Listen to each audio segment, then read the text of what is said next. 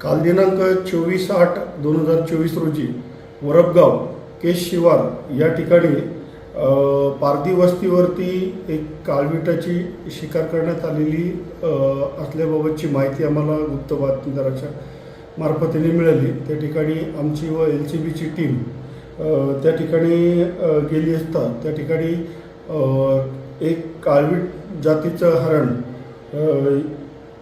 मरण पावलेल्या स्थितीमध्ये आढळून आलं व तिथे त्या काळवटाचे भाग करण्यात आलेले होते। अंदाजे 20 किलो वजनाचं हे काळविटाच्या मांस आणि हाडे याचं वजन होतं। त्या प्रकरणामध्ये 4 इसमांना आम्ही ताब्यात घेतलेलं आहे, त्यातील एक अल्पवयीन आहे। त्या आरोपींना आम्ही काल माननीय कोर्टामध्ये हजर केलं असता माननीय कोर्टाने त्यांची 28 तारखेपर्यंत पोलीस कस्टडी रिमांड मंजूर केलेली आहे।